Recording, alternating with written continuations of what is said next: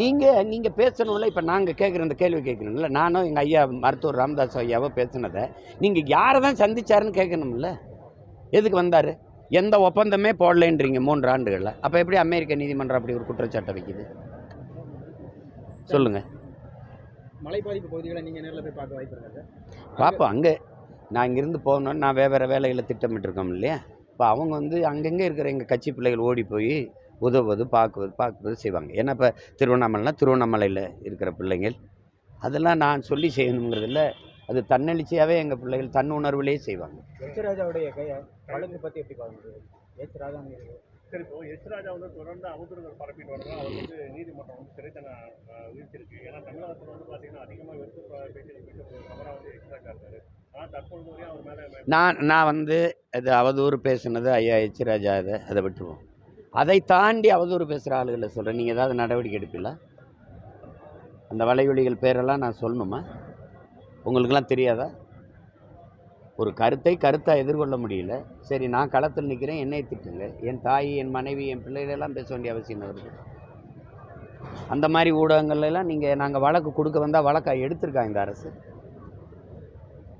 வழக்காக எடுக்குதா? பதிவு பண்ணுதா? நான் அதை காட்டணுமா? எத்தனை முறை நீதிமன்றத்துக்கு போனாவது அதுவாது வழக்காகுதா? அப்போ என்ன பண்ண முடியும்? நீங்கள் உடனே ஐயா எச்ராஜா மேலே போயிட்டீங்க. அவர் மட்டும்தான் அவதூறாக பேசுகிறாரா? இந்த திமுக சார்பாக ஆளுங்கட்சி சார்பாக ஒரு வாடகை வாய்கள் பேசுகிறதெல்லாம் நீங்கள் உங்களுக்கு அனுப்பட்டா? உங்களுக்கு இந்த காணொலிகளெல்லாம் மனிதர்கள், நாகரிகமுள்ள மனிதர்கள் வாழ்கிற நாடு தான் அது. அதிமுக ஆட்சியில் இப்படி தான் எல்லாரையும் கூட்டி வச்சு பேசிட்டு இருந்தாங்களா?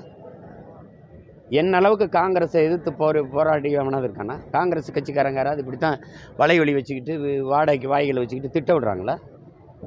சொல்லுங்கள்.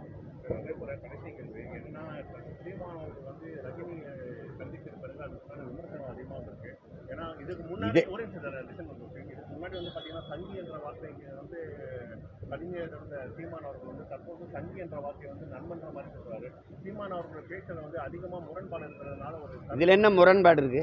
சங்கின்னா நண்பன் பொருள் அப்போ இருந்தால் இருக்குது. என்னையே நீ சங்கின்னு சொல்கிற? அதுக்கு தான் செருப்பத்தி காட்டினேன். என்னை சங்கினா அடிப்பேன்னு. உண்மையான சங்கி நீ தானே சங்கி. இப்போ எல்லா அமைச்சரும் போய் நீங்கள் அங்கே நிர்மலா சீதாராமன், அங்கே இருக்கிற ராஜ்நாத் சிங் எல்லாரையும் சந்திச்சுக்கிட்டு இருக்கல, என்ன காரணம்? பிரதமர் என்னை சந்திக்க ஆள் அனுப்பி கூப்பிட்டு நான் போகல. நான் சங்கி. நீங்கள் காலையில் மகன், மாலையில் அப்பா, ஒரு சதுரங்க விளையாட்டுனா கூட்டிகிட்டு வர வேண்டியது, கேலோ இண்டியானா கூட்டிகிட்டு வர வேண்டியது, ஒவ்வொன்றுக்கும் கூட்டிகிட்டு வர வேண்டியது, 100 ரூபா காசு வெளியிட ராஜ்நாத் சிங்கை கூட்டிகிட்டு வந்து வெளியிட்டது ஏன் அது சங்கி இல்லை? 5 ஆண்டு கூட்டணி வச்சு ஆட்சியில் இருந்து அனுமதிக்கும் போது அது சங்கி இல்லது. சங்கியா இல்லையா? ரஜினிகாந்த் எப்படி சங்கியானார்? பாரதிய ஜனதா கட்சியின் தலைவரா இல்லை அமைச்சரா? இல்லை அவர் சொன்னார் நான் ஆர்எஸ்எஸ்ன்னு. அவரை வச்சு வருஷத்துக்கு 2 படம் எடுத்து கோடியாக சம்பாதிக்கும் போது சங்கி காசு இனிக்குது. எல்லா நிகழ்ச்சிக்கும் அவரை கூட்டிகிட்டு வந்து அண்மையில் புத்தகம் வெளியிட்டு கூட கூட்டி வந்தீங்கல்ல, அப்போ சங்கி இல்லை. ஒரு தடவை நான் சந்தித்து படம் எடுத்துட்டோன்னா அது ஐயோ சங்கி அப்படின்னா வெறுப்பு வருமா வராத?